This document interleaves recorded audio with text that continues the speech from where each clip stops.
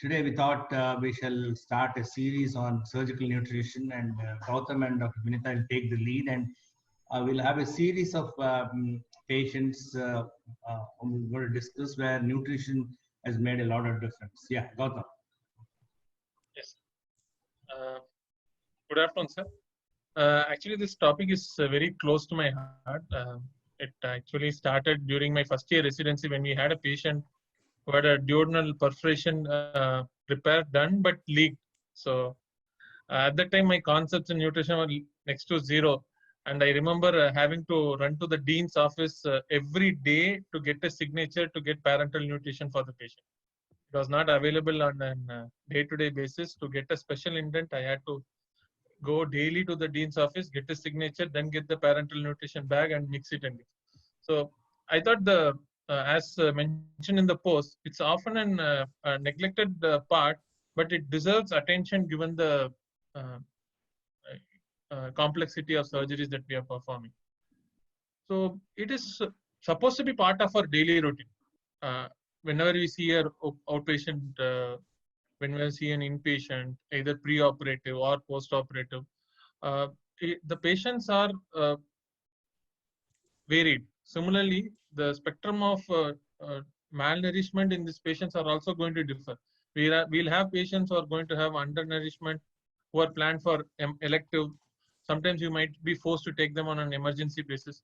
Similarly, on the other side, we might have an obese individual who is also going to undergo a morbid surgery and possibly an malnourishment in the post-operative period. So it is not a single statement of surgical nutrition, but it is going to have a spectrum of patients involved where we'll have to target nutrition and customize them to each and every scenario. The concepts, I think, are more or less simple. In more than 80 to 90% of the patients, following these basic concepts are going to help us in achieving a good outcome. However, in some difficult situations, we need to tailor it more and have even more in-depth knowledge. So coming to surgical nutrition, I thought it is has multiple scenarios. We need to know about parenteral nutrition. We need to know about enteral nutrition, how to provide nutrition in a critically ill patient perioperatively. I think with the advent of more and more bariatric surgeries being performed, nutrition in these people post-bariatric and even in obese individuals who are undergoing emergency surgery or in morbid surgery, that again should be noted and special attention should be taken. Associated comorbidities. More and more we are going to see patients who are having liver dysfunction, concomitant hepatic dysfunction and cardiac dysfunction, and how it plays a role in modifying the nutrition requirements is again something we need to know. Apart from that, there are some specific scenarios where nutrition plays a very important role, such as chyle leak and short bowel syndrome. I think we'll have a separate session on these scenarios. So today I thought I will start with a simple, straightforward patient focusing primarily on parental nutrition. So over the years, parental nutrition has evolved. It has definitely resulted in improved outcomes, both in the acute setting where patient is undergoing emergency surgeries or who is going to have post-operative complication requiring an tide over period for a type 1 acute intestinal failure. And it is also important in case of a chronic short bowel syndrome. Especially when I went through the literature and trying to find out minute details, the details are more profoundly noted in pediatric population. Given their requirement of parental nutrition is higher when there is a GI problem. It has multiple factors. It is not simple just to say a patient who is malnourished or likely to be malnourished, we start parental nutrition and leave it like that. So we need to go through various steps as we do it in this case-based discussion. And again, I want to highlight it will be a team game. It is not a single person show. We'll need to have we have Dr. Vinitha, who is going to have a very prominent role in deciding the nutrition of this patient. And then day-to-day affair, like if we are going to deal with a central vein, central line catheter. We need to have the sisters who are tuned to adapt and have a knowledge as to how to operate them appropriately. And any mismanagement can lead to fatal complications such as central vein associated bloodstream infection. So we need to have the entire team, which includes the surgical team, the clinical nutritionist team, so all these members have to play their role to achieve the optimal outcome. So coming to the case that we are going to discuss today, he's a 68 years old gentleman who was diagnosed in December last year.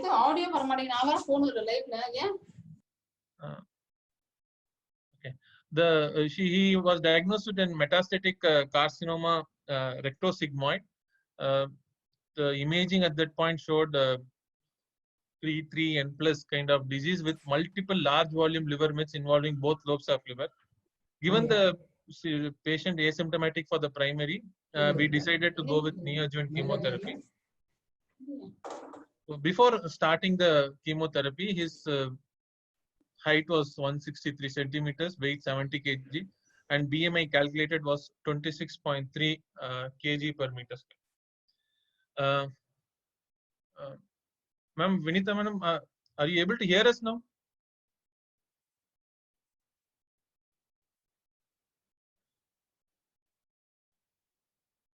Ma'am, are you able to hear us now?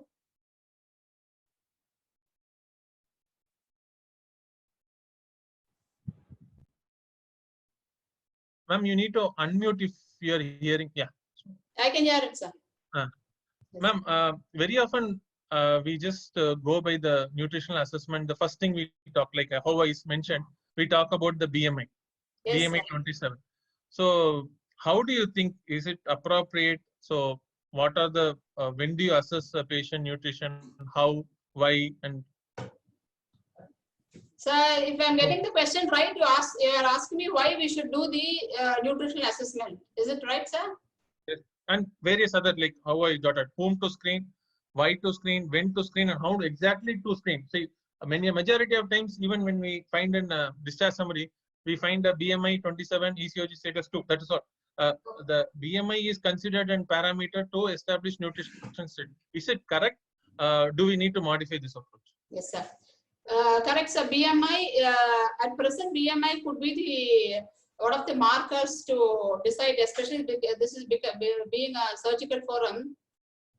So BMI nutritional assessment is definitely required, and I come to understand that abroad, US and all, they take the patient for surgery only if dietitian gives the clearance that the patient is well nourished. So that's why I think with Patta sir's intervention, I think we can start that here also. So the thing is, at present we don't have any other big marker for nutritional assessment. Only thing BMI could be the easy tool apart from the SGA and the thing like that. BMI could be a tool for assessment. But during admission for BMI, the only hitch here is we need the correct height and weight, sir. So if that is wrong, ultimately the BMI goes wrong. So that is required. And even at discharge also, we need to take the weight of the patient. Only then we can say the BMI is improved or it has been status quo or it is deproved and things like that. Yeah. Ma'am, you had mentioned that height weight forms the basis of calculating BMI. And what are the possible difficulties that you would like to will encounter in calculating accurately these two parameters? Exactly. So if it is a patient who is able to stand, then we can correctly get the weight and the height of the patient.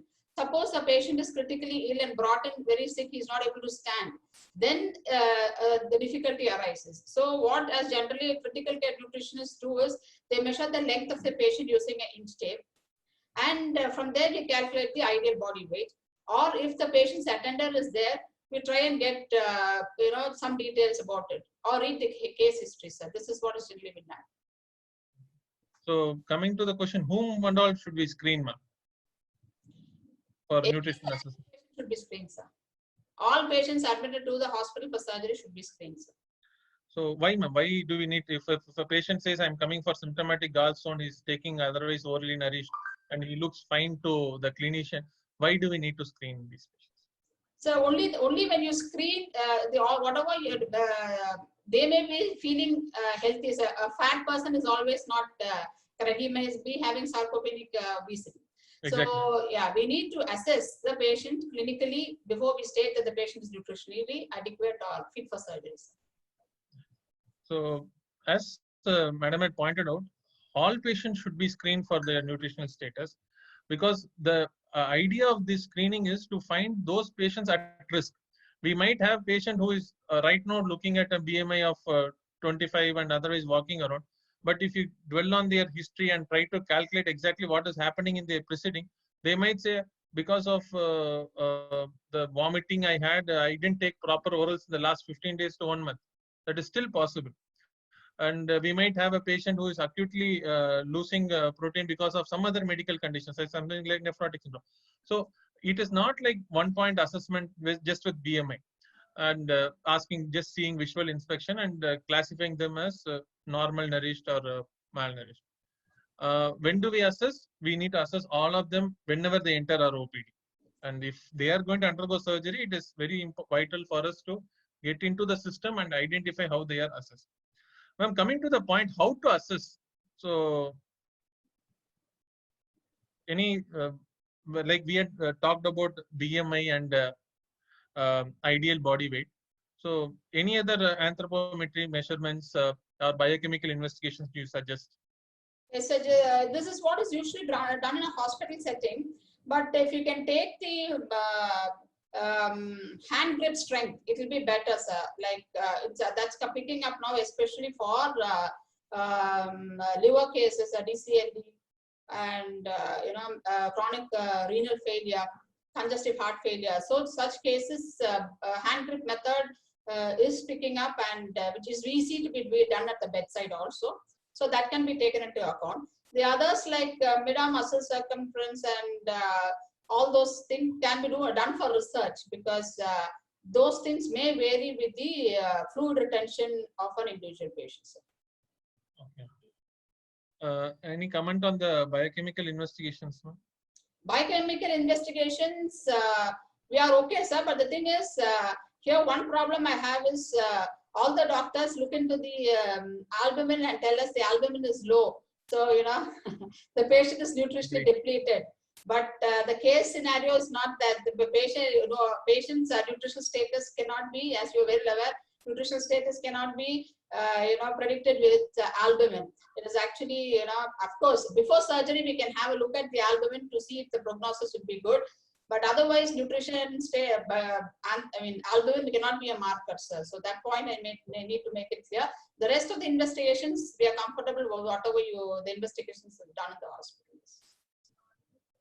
So as Madam had rightly pointed out, we have the anthropometric measurements which are commonly performed: height, weight, the skin fold thickness at the triceps or abdominal wall. As another measure is to find out the mid-arm circumference. See, apart from height and weight, even they have their fallacies. Suppose a patient is developing a volume overload status, developing ascites, developing pedal edema because of congestive failure. You are likely to have a patient who is increasing in weight more than 0.25 kg per day. That is actually considered if the patient is increasing in weight by more than 0.25 kg in a single day, it is likely to be a result of a volume retention than actually a nutritional improvement. Height is probably a better marker for a chronic status. It is not going to change in an acute setting. But however, when you're talking about skin fold thickness and mid-arm circumference, it has a lot of variations associated. The distribution of fat might vary between two ethnic groups. As Madam told, the water retention can be difficult, make it difficult to accurately gauge these differences. This is just a video I had downloaded from internet to show how a patient who is bedridden, the weight is seen. Basically, a foldable stretcher is placed beneath the patient, and it is like a crane. The crane is attached to the stretcher, and the patient is lifted off the bed to find the weight of this patient. So this is something definitely useful in a critically ill patient. but we may not have it in every scenario. Not possible also. So in those cases, as already discussed, we can have an height and then calculate the ideal body weight based on the height. So there are so many formulas. I think the common thing we use is the Devine's formula, where based on the height. So for a male, it is 50 kgs plus 2.3 kgs for every inch or above 60 inches. That is above 5 feet. For females, the starting point is 45.5 kgs. This is a very popular article that appeared in the Lancet. It is titled YY Paradox, where we had the two authors were the ones who were sitting in the chairs in the photograph. The one on the right is the first author, and the one on the left is the second author. Both have a similar BMI. They are 22.3. But however, if we do an body fat composition and muscle mass composition in these two individuals, they are actually completely different. The person on the right has a body fat composition of 21.2%, whereas the one on the left has just 9.1%. So the muscle mass is far higher for the individual on the left side with the same BMI. This is to bring out the fallacy in just going by a single measurement of skin fold thickness and mid-arm circumference. So all these things may not be very appropriate for all the patients.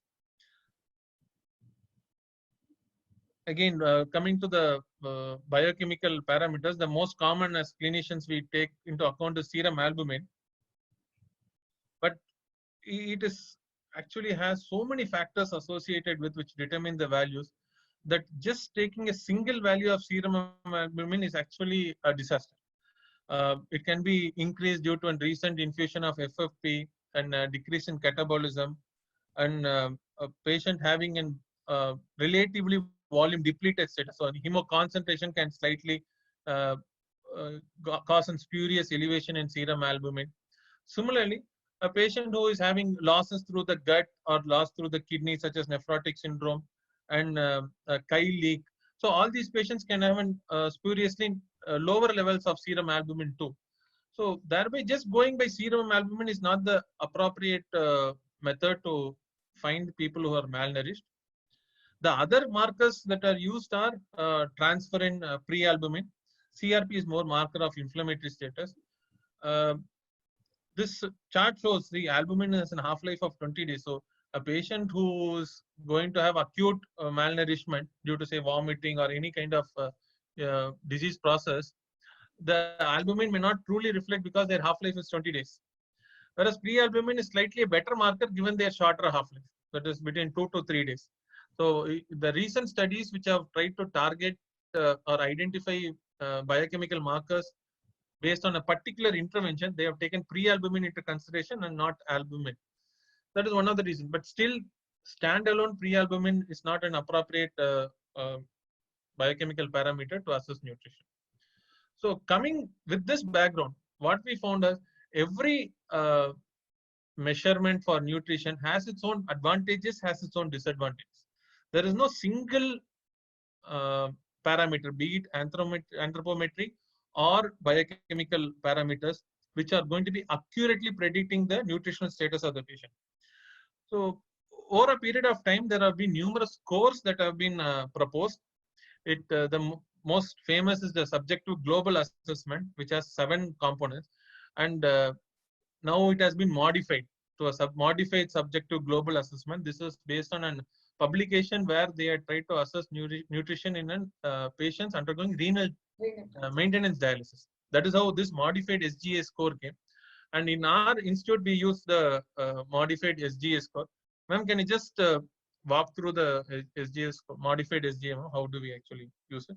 Yes, sir. So this subjective global assessment is universally accepted. Now the recent thing is they started using GLIM scoring, sir. So it's a global initiative for malnutrition scoring. So it is nothing but SGA along with where you code, like we use ICD code now, sir, to to classify the diseases, something like that. Nutritional scoring has come, so they've combined both and brought GLIM. So we'll be switching over to it very shortly. But to explain this, modified subjective global assessment form is like we take in the dietitian goes and takes the history from the patient if he is able to speak, or from the case sheet, and overall weight gain, the weight changes in the past 6 months is noted. And then we take into the account any change in the dietary intake, whether he is able to, he was taking a normal diet, or there is change in the consistency, or if the patient was taking less food than the usual. So this is or he was starving just before admission. Some could have got transferred to another hospital, where we use the component 5, where the patient was starving, something like that. So starvation, all this taken into account in the second column. In the third, we take into account the gastrointestinal symptoms, whether the patient had was asymptomatic, didn't have any symptom, or he had a nausea, vomiting, and the duration could be, and duration is also specified. If it is just 1-2 days, we don't care much about it. We say it is take is at mild symptoms, but if it is nearly for more than 4 days, then it's something a cost to be looked into. Then the mobility of the patient, where we call it the functional capacity, where the patient was able to was mobile enough to prepare his own food, take his own food, or he had difficulty because of amputation, was bedridden. All this definitely alters the amount of food or the type of food the patient takes, and whether the patient was healthy or he had some comorbid condition. So if it is mildly comorbid, like we say diabetes, hypertension, all that. If it is severely comorbid, like chronic renal failure or heart failure, liver failure, all that we put into that. And of course, gastro, any malabsorption, IBS, and all that we put into severe. So this is how we classify. And fat stores, with this we generally see the patient and go for those, just note whether they have a pitting, edema, and things like that, and we don't note into this as decreased fat content. We rate them as mild, moderate, and severe. And muscle wasting, same thing. We just look into the patient and see. We don't use the TSF. We just look into the patient and see whether he's got muscle wasting. Obviously, if you see the skin, it is wrinkled and all that. Those kind of symptoms are noted, observed, and then rated as mild, moderate, and severe. And finally, we calculate all the scores, and total score is mentioned as so much. In this diagnosis column, we write what actually the diagnosis is. Here is what, from now on, we are going to bring a ICD kind of a code where we include that. If that is included, it becomes a GLIM scoring. So this is what we're planning to do. And here we have nutritional scoring A, B, C. If he falls under A category, that is between 7 and 14, he is well nourished. 15 to 28, B is mildly, or he's likely to become malnourished, and C, about 20, we mark it as malnourished. This is how it is done, sir. And the patient is reassessed every 10 days, or at the time of discharge, whichever is the earliest. Ma'am, like for the sites of assessment of fats, loss of subcutaneous, what are the usual sites we'll have an assessment for? We just usually, because in patients very difficult, so we just look into this area, clavicle area. We just see this area, and then we just decide on their cheeks and all that. So this is temporal, buccal, those are the common areas. This is what we usually do. And in case there's so much of edema on the ankle level, then we put that also, take that also into account.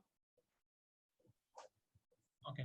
So this is the chart of this patient who, when he presented to us in December 2019, we can find his BMI is 26.3, and he had a modified SGS score of 15, which puts him in category B, that is moderately malnourished. Ma'am, with this picture, we have planned for chemotherapy. So what exactly will we suggest the patient? What's nutrition side you're talking about? Nutrition, yeah, nutrition side. What should we suggest the patient who is likely to who's undergoing chemotherapy with an a modified SGS score of 15? So actually, if the patient if he is able to take oral, so we will on this case. So if a patient is able to take orally, then orals definitely nutrition supplement will be considered for this patient. And if he is able to take orally, then ONS will be suggested. And since it is a case of carcinoma, I would rather put a formula which is enhanced with EPA DHA. And of course, I generally use diabetic products for a patient with cancer. And then this is how it is. And in case, of course, if he's taking orally, then there are those 7 days, week for 14, 20, 21 days rather, yeah, one cycle between each cycle. So once the patients will start, the counts start coming down, we have certain diet modifications for them orally. For example, we put them into a kind of a nearly neutropenic diet, where we say that they should avoid uncooked foods. You know, they should avoid raw foods. They should take foods which are they should not take leftover foods. Food should be heated well. Heated well before eating. And then they should not use fruits which are like with open skin. You know, those kind of modifications will be told to them, so that they don't develop infections through foodborne diseases. They don't develop foodborne diseases. So this is how we tell them. And apart from that, each chemotherapy drugs taste changes will be there, and depending upon the site, this says it's a sigmoid colon. So depending upon the site and they develop this case may develop diarrhea. You know, in such cases, so we modify the diet into a anti-diarrheal diet, where we avoid milk and milk products for them, and high fiber foods. You know, those kinds of foods will be avoided for such cases. And case on case we decide. So like depending upon the symptoms, if they have severe blisters in the mouth where they're not able to take food, then we adjust something, a saucy kind of a food which coats the buckle, then goes out inside without pricking them. We avoid fried foods for them. So depending upon their symptoms which they exhibit, we give them a diet prescription. That's how we do. So basically, it will take into consideration the patient's status, malnourishment status. So we'll go ahead with a supplement. And the chemotherapy-related adverse effects, such as neutropenia and stomatitis and those kind of things. Yes. And the disease, primary disease itself. Exactly. So if it is going to cause any issue, then the dietary modification tailored to that disease process. Yes. Okay. So this patient had multiple cycles of chemotherapy. So every time when a patient was admitted, we continue to evaluate. This is a chart of the BMI of this patient. I didn't put a chart of the SGS score. I just put this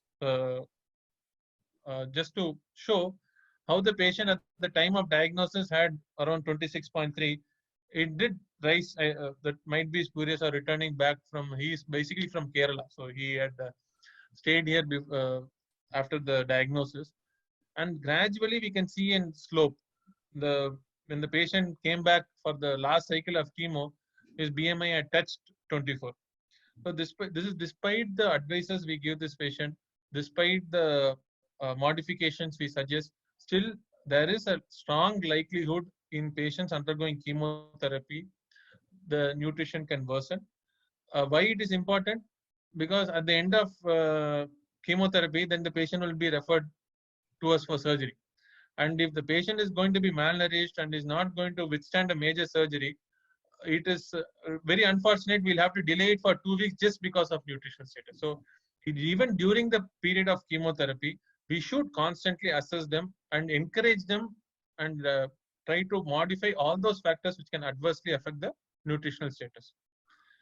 So this patient had 4 cycles of Folfox and bevacizumab, and then followed by 6 cycles, then did the PET scan, which showed a good response. CEA, which was dropping from 13 to 8. So patient was again subjected to 6 cycles of Folfox. Then patient developed complete intestinal obstruction, malignant intestinal obstruction at the level of rectosigmoid. Since this was during the lockdown period, patient came to us after 5 days of onset of symptoms. That is, he had not taken anything by mouth for 5 days, and he had a huge abdominal distension with complete obstipation and constipation. So again, assessing right now, patient's BMI dropped further. It was now 22 kg per meter square. He had bilateral pitting pedal edema, and he had not taken oral nutrition for the last 5 days. Ma'am, I just wanted to know if patient presents to us, irrespective of whether the patient is going to undergo surgery or not, when do we plan for a parenteral nutrition? This patient, we cannot suggest enteral nutrition because he's in obstruction. Is there any like a cutoff point where we should say immediately start parental nutrition, or we can wait for some more time? So as you rightly said, the slide you mentioned that the patient was unable to take orally for the past 5 days, which itself is an indication that the patient has to be started immediately on parenteral nutrition. And the case per se CA colon and obstruction, definitely the patient has no other option but to take parenteral nutrition. Only then, especially since he is a prospective case for surgery, we need to improve his BMI. So definitely anybody would opt for immediate parenteral nutrition. So there's no question about it. Okay, in this patient, the patient is going to be operated probably in the next 12 hours to 24 hours. And do we still need to start the parenteral nutrition, or can we wait for the surgery and then start it post-operative? It's not like I'm going to wait for 5 days or 7 days in this patient. Yes, if the patient is going to wait for 5 to 7 days, I will definitely start the patient on parenteral nutrition and proceed. But if the patient is going to be likely to be operated in 12 to 24 hours, do we still need to start the parenteral nutrition in this patient? Yes, especially when the patient was not having adequate nutrition so long, like he was starving, literally starving or taking very minimal nutrition for the past 5 days. So definitely any amount of extra nutrition is definitely going to help him, sir. So anyway, you would have started him on IV fluids. So instead of that, why give him a complete nutrition through IV, which would definitely help him in both the micronutrient and macronutrient intakes. Completely agree, ma'am. So that is what this patient is an. This is a slide from a nice guidelines where patient is malnourished, and plus there is an inadequate or unsafe enteral intake, and which has lasted for the last 5 days. So this patient will warrant an perioperative parenteral nutrition. Yes, questions might be raised. Why not wait for 12 hours, place a central line, and then start him on central parenteral nutrition? Why do we need to place the central line now itself, or start him on peripheral? Whatever it is the patient requires an immediate initiation of parenteral nutrition, irrespective of the timing of surgery in this individual, because patient is already malnourished and now he has exhausted 5 days of lack of oral intake, and which is likely to persist. So now this patient, ma'am, which one would you like to prefer? Start him on peripheral or on central parenteral nutrition? So if you ask me, if you give me, I mean, since it is again a surgeon's decision here. So as far as the dietitian is concerned, if it is peripheral, the amount of calories and protein we give will be lesser than that which is given through central for the same volume. So the volume will be the same, ma'am. If I'm not wrong, just correct me. The volume of infusion will be same in both peripheral and central, but the composition of will be varied, sir. Lesser in peripheral. The carbohydrate and protein content will be lesser in case of peripheral. Yes, am I right? Sir. Yes, sir. Are there any other advantages and disadvantages in these two options in the current scenario that we are discussing? So again, this is a surgeon's call, but from dietitian's point of view, what I would suggest is like central line is because why people get concerned about using central line is maybe because of infection, or the patient has to be taken to sterile environment to put the central line and things like that. But given to us, if central line is good, we'll be very happy to start a product where we can pump in more calorie and protein for this patient. But in this present case, the patient was already his intake was less. So if you give peripheral parenteral nutrition, he might not go into refeeding syndrome suddenly. So we can, it is okay if we can give peripheral for this patient, because we're going to post him for surgery the next day, and then we can start on central nutrition. Agree, ma'am. So this patient is like, as Madam told, the surgery was expected in 12 hours or 24 hours.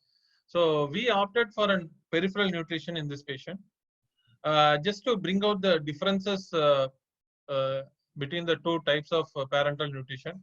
As Madam has pointed out, we can see the dextrose content and the amino acid content, which is grossly low in the peripheral parenteral nutrition when compared to the central parenteral nutrition formulations. Rest of the things are more or less comparable, but this is almost half of what is given in central parenteral nutrition. This is just a figure I put forth. What are the various central venous access devices we have? See, when we talk about peripheral nutrition, we talk about the conventional Venflon, which we are going to place and start infusing. The issue is going to be the osmolarity, and it's going to be an irritant, and likelihood of thrombogenesis is higher in these peripheral cannulas. Generally, they don't, on an average, they don't last for more than 4 days, if not lesser. So they require frequent changing of IV cannula. So in case of a patient who is going to likely require it for a longer period, I would prefer a central line to avoid this complication, and to also ensure we can give a higher amount of calories and proteins in these individuals. So what are the central venous access devices which are commonly used? One is the non-tunneled direct catheter. That is the one which we commonly use either in the jugular or in the subclavian vein. The second will be something like a tunneled one. So the entry point in the skin will be at a distant site. It will have a subcutaneous route through a tunnel, but the puncture point of the vein will be similar to the one in non-tunnel. The idea, rationale is the chance of infection is lesser in a skin tunneled catheter. We can also have what is called as a peripherally inserted central catheter. That is called the PIC line or PIC catheter. Basically, we take a line in the antecubital fossa, try to cannulate it, and push the guide wire up to the right side of the heart, and we pass a catheter along this guide wire. So this will function like in peripheral, but we can give the formulations of that of a central catheter, because the place where the TPN is going to enter the system is going to be in the central part. So that is the advantage of a PIC line. The infectious complications are going to be lesser. The management is slightly going to be easier. But yes, the folding of the arm sometimes can be troublesome. And other modalities are to have a port where we can puncture and give the implantable ports where we can puncture and start the nutrition. Okay, ma'am. Here in this patient, we decided to start the patient on peripheral nutrition. And how do we assess the target? How much should we target the protein and the calories? And word on compounded versus premixed, and what is about the shelf life of these parenteral nutritions? Yeah, so compounded versus premixed. So most of us use premixed. Compound. We call it a 3-in-1 bag or all-in-one bag. So this is easier for us to use, and so we use this. And in compound, like in case we need to use where we have to compound our own thing, we need a sterile environment like a laminar air flow and things like that, where it has to be compounded and given as a single one. Or we can use 3-way where dextrose has to be given over 24 hours, then we give amino acids for 16, and then 8 hours lipids, that also. So mostly what I would prefer is all-in-one bag for adults. For pediatrics, definitely we need to titrate to according to the needs of the patient. So then I use I compounded myself, and then we try to infuse it to the patient. So this is how it is. And shelf life is definitely over only 24 hours. That's what they claim. All the companies claim it should not be infused for more than 24 hours, especially since they have lipids in it. So it is only 24 hours and not more than that. Yes. How do we establish target? What is the target nutrition which we are thinking in a patient? How do we calculate the target calories and target proteins in an individual? It is same as enteral, sir, not much of a difference. And if it is post-surgical, we can definitely, in case we want to, in this present case, to avoid refeeding, we can start with about 25, and then we can slowly pick on, because parenteral nutrition, the absorption is 100%. So it is okay if we can start it slow and then go to the target rate. So again, 25 kilocalories, but protein, I think we can give 1.5 gram per kg body weight. Okay. So just a word on the compounded and premix. As Madam told, the earlier scenarios in 90s and these things were compounded, where every component of the parenteral nutrition were assessed, the weight were determined, and they were mixed manually at a center in the pharmacy, and then in a sterile manner, and then it was transported to the patient's bedside and then provided. See, it needs a lot more infrastructure. We are dealing with now a nutritional bag which is going to go into the central line, that is being handled by so many people and across so many places, where it is uh, possible an infection can creep into at any of these junction points. I went through the studies which have even showed for want of a particular component, the shortages were quite high. Like for instance, there was a period in late 90s where the trace elements were not available, where the proteins content, amino acids were not available. So it defeats the entire purpose of having an compounded preparation. But yes, that is very useful if we are going to customize the feed. The advantage of pre-mixed is it will already it's going to come in a cover, and inside which we are going to have an bag which is going to have, as madam said, three components or three septations, which is going to have three cavities, and each for dextrose, amino acid, and the lipid. So what happens? We are now more assured of the sterility of this bag. We are more assured of the quantity that is going to come in this, and it's going to be easier to take it also. The transportation is also not going to be a big hurdle in this patient. Target, as we generally have as 25 kilocalories per kg, which can go up to 30. And for proteins, 1.2 to 1.5 grams per kg per day. That will be the thing. And shelf life, once any parenteral nutrition is mixed, especially involving lipids, the half-life, the shelf life is only 24 hours. Whether you have started the infusion or not started the infusion, whether the room temperature is 24. Some bags do proclaim if the room temperature is less than 24, we can carry it for 48 hours.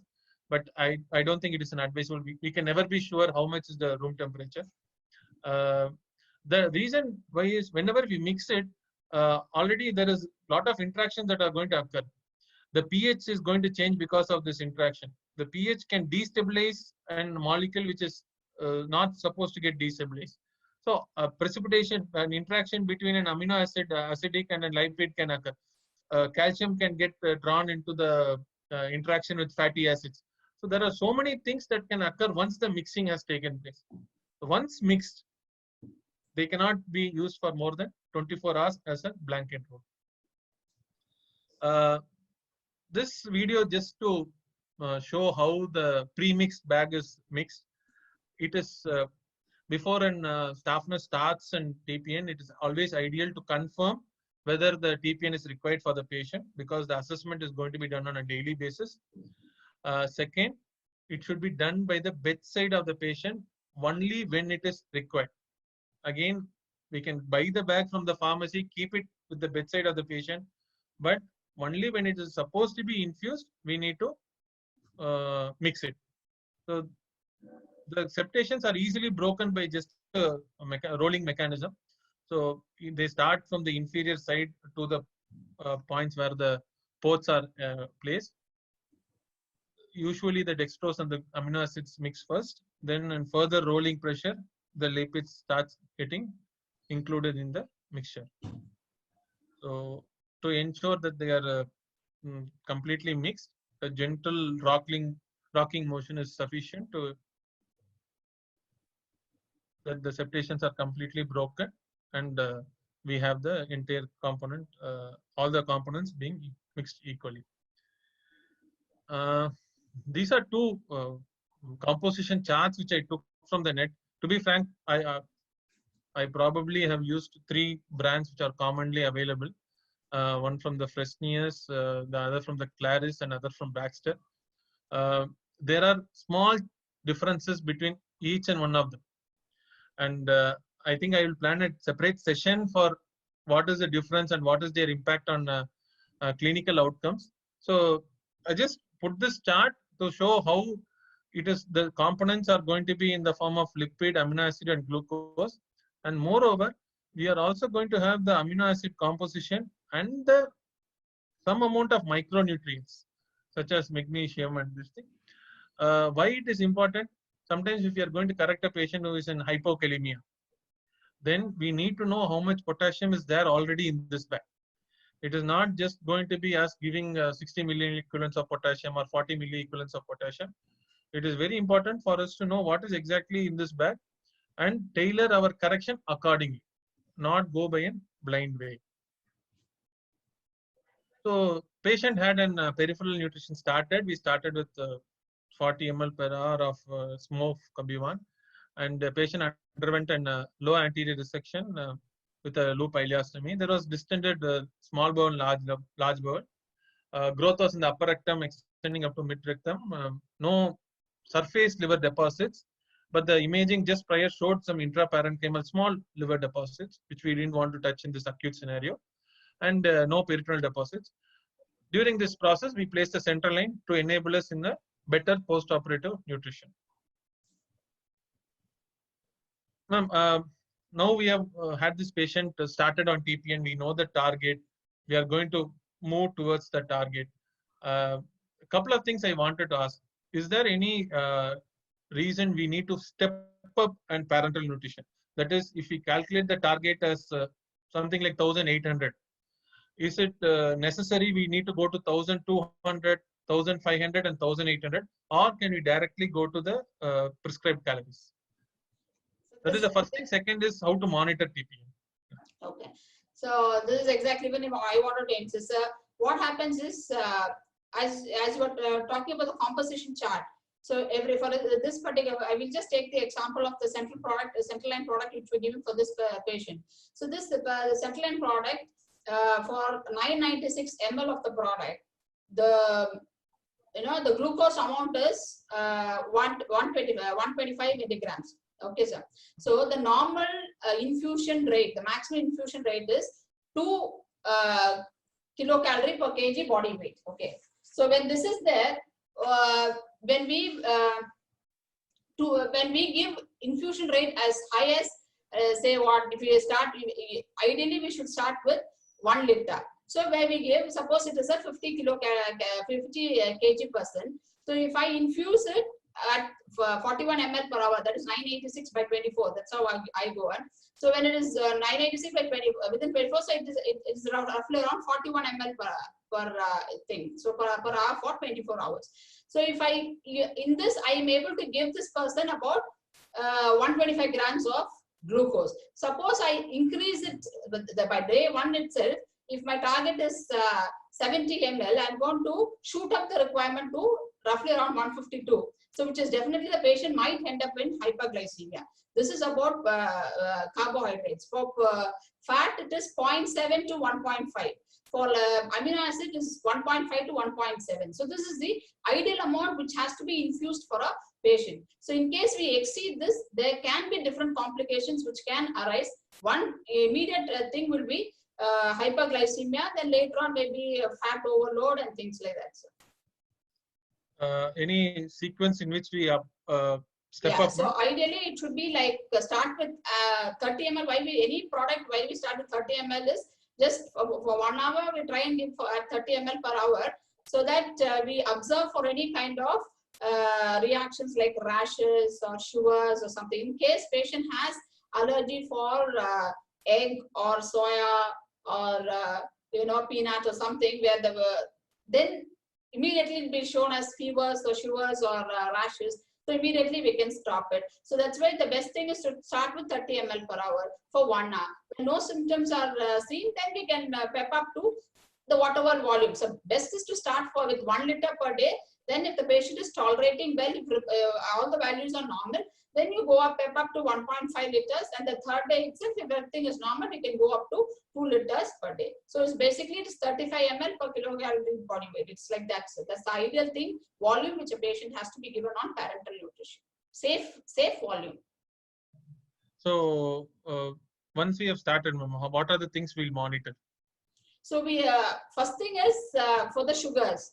So that's the only thing. Immediate everyday monitoring has to be done by the dietitian about the sugars of the patient. So if the patient is going to hyperglycemia and things like that, definitely sugars will raise up because we are giving dextrose to the central line. Definitely sugars are going to raise, but see to that and discuss with the doctor which is the target level to be, if it's at 150 or more than that, and then decide accordingly.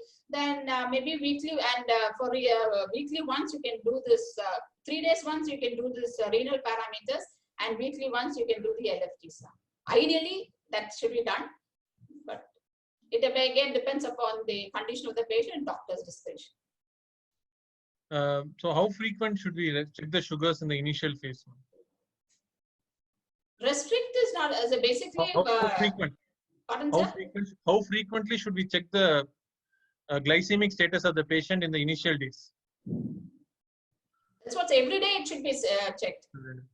It should be checked on a daily basis. Sugar should be checked on a daily basis. So yeah. Probably in case of diabetic, we can increase the frequency, like every 6 hours in the initial 1 or 2 days, then go to the 12th hour checking of RBS. But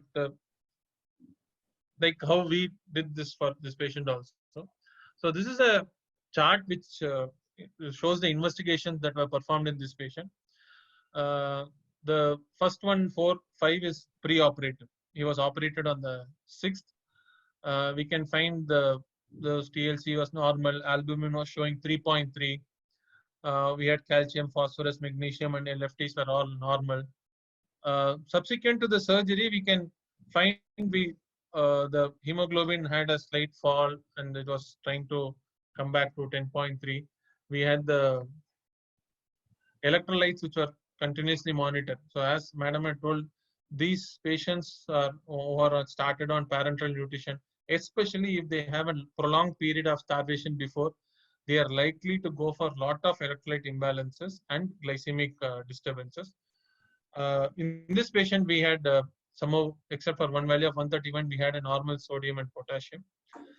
So yes, the priority will be in identifying any disturbance in the glycemic status of the individual.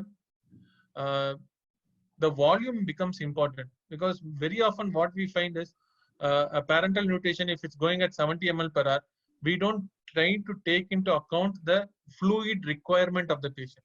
Sometimes patient can have a high rice tube output.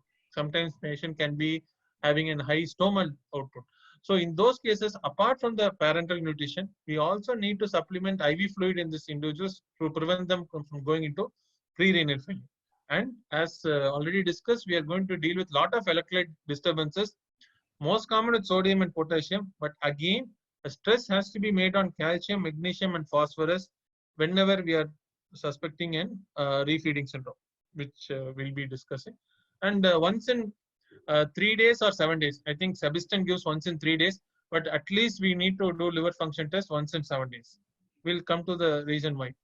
Ma'am, can I just throw a light on refeeding syndrome and why it's important to be detected? So refeeding syndrome is, in simple terms, like in case the patient was starving for both, he was not taking anything enterally, okay, or definitely not parentally, enterally or parentally, you are not feeding the patient for more than a week or say more than 5 days. It is possible that the patient, all his stores are less, okay.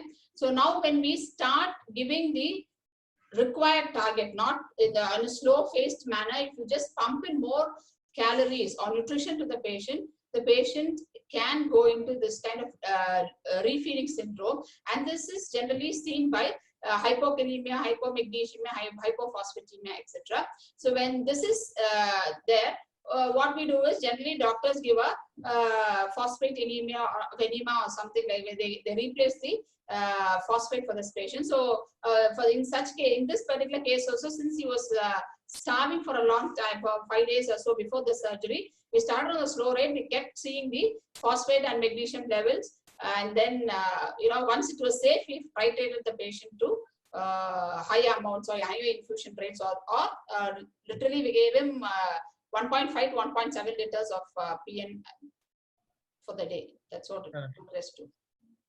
So the risk factors of refeeding syndrome as being described, We can have, if patient has any one of the following: body mass index of less than 15, greater than 15% weight loss in last 3 to 6 months, no intake for more than 10 days, and already an existing potassium, phosphate, or magnesium deficiency. So these, even if one of them are present, then we will have to suspect refeeding and be prepared for it. As the strategy being described, we'll have to go slow in the initial phases, keep assessing, correcting the electrolyte disturbances that are going to come, and then gradually increase it to the target level. In our patient, we had the second one, 2 or more of the following. Patient had an unintentional weight loss of greater than 10%. Patient had no intake for greater than 5 days. Patient had history of chemotherapy. So patient had more than 2 of these 4 factors. He obviously comes under the risk of refeeding syndrome. Generally, they manifest within 72 hours, and the pathogenesis how goes, the body gets accustomed to the starvation period. We are going to have an ketogenesis that is likely to start, and once we start taking in calories and proteins, the body suddenly tries to shift to the anabolic phase. So insulin starts getting secreted. There's a protein and glycogen synthesis is going to occur, and any kind of energy production that is required, the phosphates are going to get used up. So there is an intracellular migration of phosphate, and they are going to get trapped. Fluids are also going to go along with them, and subsequently potassium and magnesium. So the resultant will be having 5 issues. One, the most commonly talked about is hypophosphatemia, hypokalemia, hypomagnesemia, thiamine deficiency, and salt and water retention causing edema. These will be the 5 things which are characteristically present in a refeeding syndrome. So we need to monitor phosphorus and magnesium in this individual, and based on the degree of hypophosphatemia and hypomagnesemia, we might have to give oral or an IV supplementation in these individuals. We have spoken about the major carbohydrate, protein, some major elements like calcium, phosphorus. But what about selenium, zinc, chromium? Are they really required? And if so, why and how to give? Definitely, sir. This is a thing war which goes between the dietitian and the doctor always. So the doctor feels, why should trace element be given for all my parenteral nutrition patients? And we say, sir, definitely it has to be given. So the thing is, why trace elements? Because when you give this amino acid solution tends to, leach out copper and selenium, and these trace elements are leached out when amino acid solutions are given through parenteral. So when such, and as you rightly said, even amino acids leach out folate, and dextrose leach out the B complex vitamins. So all trace elements are getting, certain trace elements get leached out because of parenteral infusion per se. They leached out through the urine. So this is when such trace elements are lost every day, we need to replenish through parenteral nutrition. So, and parenteral nutrition bag does not have trace elements at all, and so we need to for both put together. It becomes mandate that we replace trace element for all patients on parenteral nutrition, especially if he is malnourished. You have to give them daily. In case he is okay, it was an elective surgery, not a major surgery where you need to give them a parenteral nutrition if required. In such cases, maybe you can give alternative days considering the economic scenario. But otherwise, if it is a malnourished patient on a PN for a long period of time, definitely trace elements need to be given on a daily basis. Completely agree with you, ma'am. Yes, the name trace itself means they are neglected, but they do show their ugly face once we start neglecting them too much. We can have cardiac issues because of selenium deficiency. We can have wound-related issues because zinc is going to be deficient. So it is not something that we need to neglect. We do have recommendations as to how much minimum micrograms that we require in each of trace element in every day. As Madam rightly pointed out, if we start comparing the requirement and the composition of the commonly available parenteral nutrition, apart from zinc, I am not able to find any other trace element. So be it chromium, be it selenium, be it manganese. So in our patient who is already cachectic, who is malignancy, who had an possibility refeeding, so all these things are present.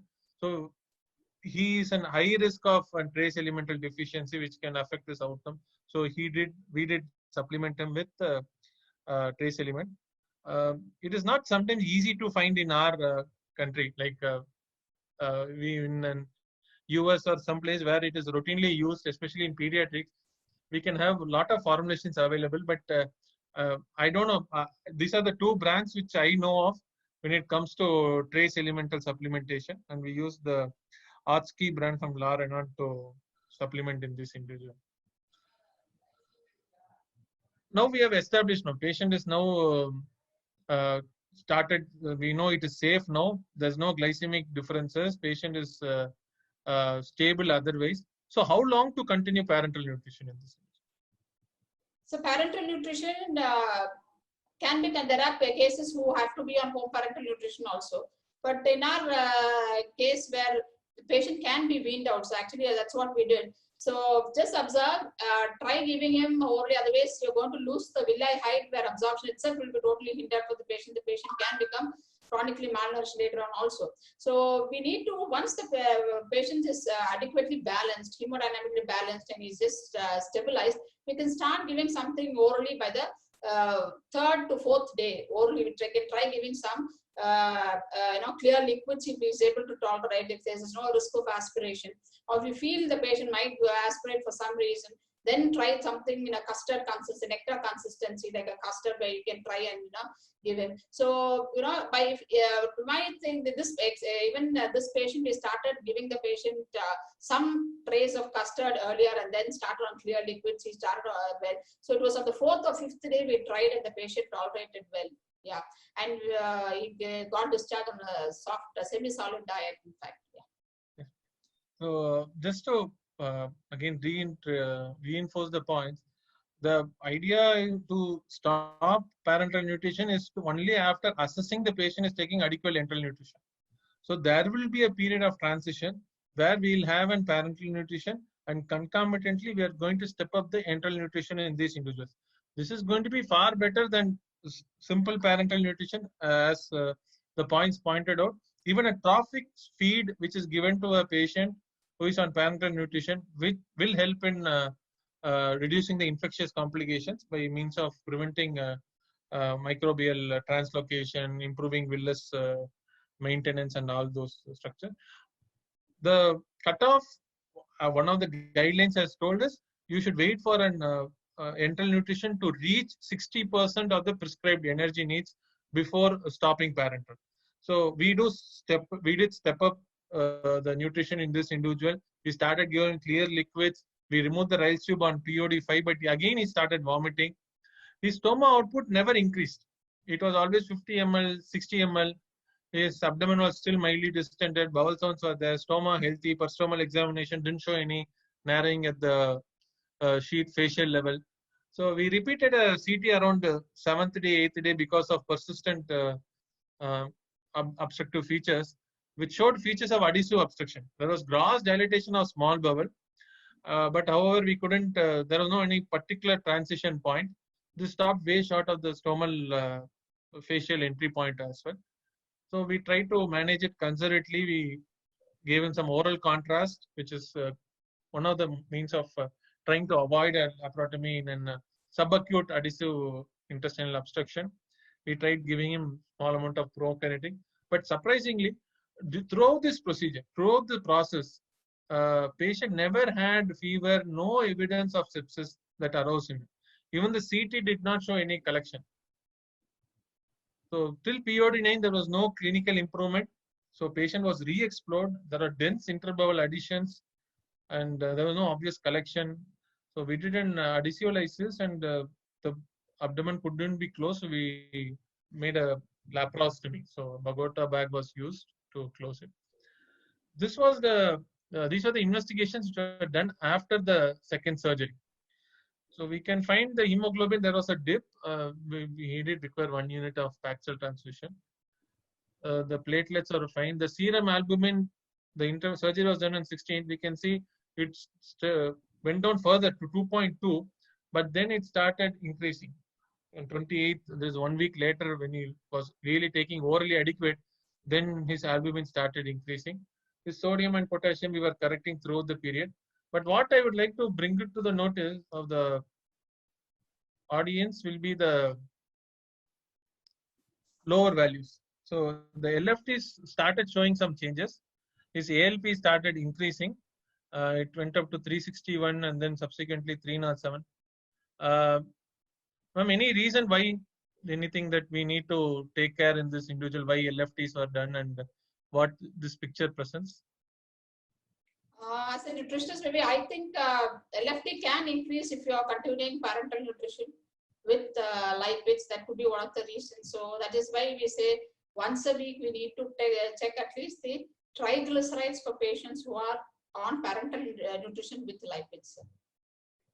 So as mentioned, the commonest thing that we are likely to encounter is cholestasis kind of picture because of prolonged parental nutrition. It has some various spectrum. It can be as simple as an raised alkaline phosphatase or a GGT 1.5 times the normal value, or sometimes it can be as significant as an type 3 intestinal failure associated liver disease. They are all same. The nomenclature varies. Parental nutrition associated liver disease, intestinal failure associated liver disease. They are the various nomenclatures given for the same disease process. So on one end we have a benign type 1 IFALD, and the other end we have something like a fulminant one where patient can have features of cirrhosis, coagulation disturbances, and high bilirubin value, even platelets getting decreased due to acute hepatic dysfunction. This is a chart which shows how exactly they present. So should we always be afraid of an liver dysfunction in patients receiving parenteral nutrition? Yes, there is a possibility. Majority of them are type 1. We can see nearly 80% in children and 40% in adult are going to be affected by just a mere elevation of LFT, that is GGT and ALP. Whereas the type 3, more fulminant one, is going to be very low in incidence. But generally they are associated long-term transfusion. They are not associated transfusion for a week or 2 weeks. These are typically patients who are on home parenteral nutrition for years together for short bowel syndrome or intestinal failure, chronic intestinal failure. So how do we manage? We need to exclude any primary disease. As Madam told, this patient had an liver mets also. So, but that was small volume to unlikely to affect the liver function test. So we need to rule out other causes, autoimmune hepatitis, drug reactions. If there is a possibility of sepsis, imagine this patient has already been on central line for 16, 18 days. And if that is going to be a source of infection, patient can have sepsis, and that can lead to derangement of LFTs. There is an hypothesis to increase the taurine level and choline level in parenteral nutrition. This is supposed to reduce the possibility of hepatotoxicity. Apart from switching the lipid exposure and trying to commence enteral nutrition as earlier, that is going to be the definitive treatment. Once we start enteral nutrition in this patient and trying to progress and wean him off parenteral, that is going to be the definitive treatment. But if that is not feasible, at least we can start ursodeoxycholic acid. That is proven to reduce the liver derangements. So we did start the patient on ursodeoxycholic acid. Then nearly 5 to 7 days after second surgery, still patient was in the same state. He required an parenteral nutrition, complete, total. His stoma was not functioning. He was getting desperate. Attenders were getting desperate. We were getting desperate. So we started some desperate measures. We started him on dexamethasone 4 milligram IVBD. But he did show tremendous response after the steroids. His stoma started functioning, distension reduced, rice food output was coming down. Then we removed it, started him on orals, initially clear liquids, then gradually increased. Once we felt he was able to tolerate 1,200 to 1,500 calories over a period of 24 hours, we stopped the parenteral nutrition. We discharged the patient and he reviewed us after 7 days of discharge and he's doing fine. So why this patient? See, majority of times we have a patient who requires parenteral nutrition having multiple factors, sepsis, liver, multi-organ failure, and all. But this is a simple patient who just had intestinal failure. He didn't have any other problem. His bowels didn't work. So we were pushed to the corner even with just a single problem. And how parenteral nutrition was the only saving factor in this individual. It is not something where we did heroic surgery or we did an heroic procedure, embolization, or a bypass to improve the patient's status. This patient, after the primary surgery, was supposed to recover completely. But we had a post-operative issue which required complete support by means of a parenteral nutrition. With the pre-existing conditions, this could have been devastating if not for the parenteral nutrition, which was managed appropriately. And thus it remained our only hope. And it saved us tight through the entire process. Anything else you would like to add, ma'am? No, so I think you've covered everything. Yeah, parenteral nutrition definitely, and parenteral nutrition is a savior. You know, in cases where you are not able to feed, or it is a contraindications for feeding the patient enterally, or in this case where the patient had to be fed and the nutritional status had to be increased to take him for a major surgery. So parenteral nutrition is not a contraindication; it can be considered. And partial PP and partial parenteral nutrition also can be considered in cases where rightly said, EN is not adequate or less than 60% of the total requirement. Right. Ma'am, there are few. Sir, anything? Yeah, just from the chat you look up. Yes, yes. There are a few queries that have been raised in the chat box, ma'am. After major surgery, if parenteral nutrition is to be given, from which post-operative day should it be given? As we discussed, it is good, sir, if we can start early parenteral about day 1 in case he is malnourished, totally malnourished, or if you think you can wait, and you can wait to start only if you feel that he might tolerate enteral later on. If you feel the patient cannot be fed enterally through the enteral route, then it is might as well you can start early. Yeah, I think earlier should be that there is no definitive reason why we should delay initiating and parenteral nutrition. I know during my period of training, some people used to say patient needs to be hemodynamically stable. Ma'am, how valid is that notion? It is true. It is true, sir. Like we need to wait till the patient is hemodynamically stable, especially critical care patients. Only then we start. If we start EN, they tolerate well, sir. But PN, I think anyway IV fluids are there. If they're not hemodynamically stable, it can lead to fluid overload. If in case you are so enthusiastic and started early, that could be one reason, sir. So there is some query why central nutrition TPN was not started. Yeah, we could have started, but we thought patient is going to go to OT. We can have a central line placed in a more controlled environment, and that is going to be just delayed for 12 to 24 hours. We started him on peripheral till that time. After major surgery, when to start TPN if patient is NPO? I think we have discussed that part. After 4 to 5 days, Dr. Devendra, are you there? Can you just add any comment for that this thing? Hello, good afternoon, sir. Good afternoon. Sir, I have read, I'm not able to quote the exact finding from where I have read, but initially we should wait for 4 to 5 days because due to surgical stress, the immunity is low and the infections related complications are more with the TPN. So, in my opinion, it should be, if it is possible. If it is not possible to wait, then it is our, we have to give on first day. But if we can, we should wait for 4 to 5 days to start the TPN to reduce the infectious complications. Ma'am, if I can just answer that question. That's what, that's what, in case you feel the patient is adequately malnourished and the patient is a candidate to be started on EN, then it is worth waiting. If you feel the patient is not a candidate to be started on enteral nutrition at all, there's no scope of starting it the earliest, then might as well start it early. That's what I said, sir. So I will look at it at having two components. One is the nutritional status of the patient, and second, when are we going to have the nutrition started for this patient in the post-operative period? For example, if the patient is going to be already malnourished, and like in our patient, I don't think we need to wait for initiating enteral nutrition or nutrition. If it's enteral nutrition is feasible, might as well start. If you have done, and suppose patient had a duodenal perforation, again 7-day-old patient comes to us with a similar picture. But if you have done an FJ, we can start the enteral nutrition from the next day itself. There is no point. Similarly, if the patient is not going to have an enteral access for nutrition, patient already malnourished, I would start the parenteral nutrition at the earliest. In case if we are having some patient like an Whipple's procedure or an esophagectomy where patient was otherwise fine, and then your patient is undergoing to go a morbid procedure, the timing of parenteral nutrition in this patients is going to be little difficult.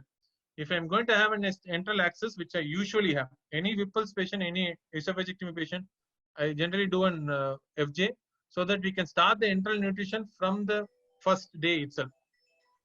In case we don't do an FJ, then you are actually trying to play a gamble. The ideal period up to which we can wait is 5 days. In fact, most of the guidelines say you can wait up to 3 days. And if you feel the patient is not going to take the required calories, mind you, it is not going to be just an half idli or half chapati. If the patient is not going to take the required calories and proteins at the end of 5 to 7 days, then it is better to start supplementing these individuals. So I think we need to see it in two different perspectives. In a malnourished individual, be aggressive, start from day one. In case of an elective surgery morbid, you can have a 3-day period if there is no enteral access for parenteral nutrition. I think that will be my take. Anything you would like to just add? Correct, sir. Dr. Devendra is okay, or you want? Okay, no, okay, I agree, sir. Okay. Thank you. Thank you. Risk of infectious complication, yes, it is high. I do agree, but sometimes we'll have to weigh the risk versus benefit in each decision we take. Patient is in complete obstruction, likely third space loss with dehydration and electrolyte imbalance. Yes, this patient did have some pre-renal at one point of time. We did have to give him bolus. That's why I mentioned if we start weighing we start depending on only the TPN, we should not forget the volume requirement of the patient and supplement it with IV fluids. We did lose it for 1 day in this patient, and which showed a rise in creatinine of 1.1 and decreased urine output. But after a bolus, that was corrected.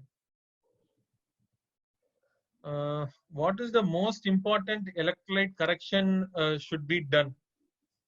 I don't know anything most important.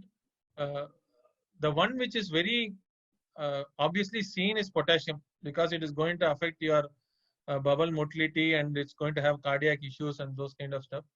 But yes, if phosphorus is going to go down, you need to correct it that also. I'll probably say the most commoner one is potassium and followed by sodium. But we need to have look at calcium, magnesium, phosphorus on an regular intervals. If not 3 days, at least weekly basis for patients on parenteral nutrition and correct their imbalances. Won't it be worsening the situation by adding hyperosmolar IV and worsening dehydration preoperatively? I guess it was asked for the partial nutrition that was provided prior to surgery. I know this patient did require it. I don't think we are going to stop it by just having an issue of hyperosmolarity. Ma'am, they want a repetition. They want to know how the TPN dose is calculated and the rate of infusion. Can you just repeat? Yeah, that one, see, sir, the ideal infusion for glucose will be 2 grams per kg body weight per day. For lipids is 0.7 grams per 0.7 grams to 1.5 grams per kg body weight per day. And for amino acids, it's 1.3 to 1.5 grams per kg per day, per kg body weight per day, sir. And fluids will be 35 ml per kg body weight per day. Good. Which trace elements must? I think we had the most common 4 things which are available in our places: chromium, selenium, zinc, and I think copper. But if possible, zinc is not there, sir. zinc in no ma'am, in the trace element pack I'm saying. Yes, sir. We have only for pediatric we have zinc, sir. In adult we have copper, chromium, magnesium, and selenium, sir. Selenium. Manganese and selenium. Manganese and selenium. Manganese and selenium. Yes, sir. So if possible, we'll have to supplement all. But I think in our area we have just two very limited brands. Dr. Saurabh has pure trace sachet. I'll probably see it, but I think it is more of enteral rather than parenteral. A TPN induced cholestasis because of choline deficiency. Yes, that is one of the hypotheses. Decrease in choline, but there are a lot of other hypotheses starting from microbiota changes, fatty triglyceride induced liver derangements. What should be fluid management along with TPN? Ideal fluid and rate. Yeah, so that will be to meet the volume requirement of the individual as well as to correct any electrolyte imbalances which we are looking at. Which book to read for nutrition in surgical patients? I think Sebastian is a good place to start with. I don't know the current edition, but the previous edition, I think 19th or 18th, they had a good chapter on nutrition about parental and enteral and all. What about ileostomy diet? We'll be discussing it. We'll be having the specific scenario column, so we'll have a session on it. TPN with inotropic support on? Yes, I think that we had discussed. We need to supplement it once at least patient stabilizes. If the patient is going to have a worsening hemodynamic status starting from first, second, and third inotrop, probably there is no point in starting TPN also. But if the patient is going to stabilize at say a single inotrop or two inotrop requirement, we should start the patient on TPN. Ma'am, will you like to take this question? In patients with renal failure, what precautions to be taken in infusing different components of TPN? Sir, but here we don't have anything specific. In an all-in-one bag, we have no other option, sir. We cannot titrate it according to the patient's needs. So because it's got electrolytes like sodium, it has got 40 millimoles of equivalents, and potassium, it's got 30 milliequivalents of millimoles. So we have no, way of, either titrating this. But in case you want, in renal case, we have a product, amino acid specific for renal patients. So in case you want to give separately, then there is an option.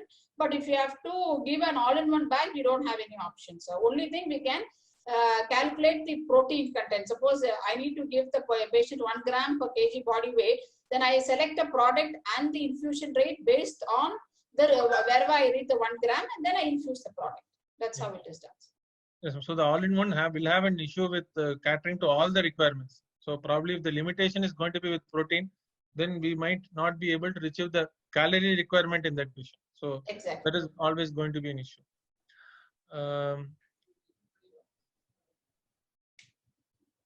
Sir, during case presentation and exam, how to assess nutrition and label well moderate nourishment? That's a difficult question, but I would still, if it's a single point contact and I'm asked to examine the patient, I'll go with the BMI and probably the fat distribution, buccal pad of fat and temporal pad of fat. There is an classification which I read during my surgical residency, depending upon the type of fat that is lost. I think temporal is the last one to get, buccal is the last one to get lost. So if the patient is going to have a loss of buccal pad of fat, then they are supposed to be in grade 4 malnourishment. But I don't know how, what is the evidence behind it. Gautham, I think I'm afraid we are run out of time, but just 4 minutes before the next session. The other questions can be taken privately or maybe the next session. Thank you so much for throwing light on nutrition, and thank you, Dr. Vinitha, for being there and giving so much information. And we want you to be there in all the nutrition sessions from now on. Thank you so much, and we will we'll see you a week later. Thanks, Gautham. Bye. Thanks everyone.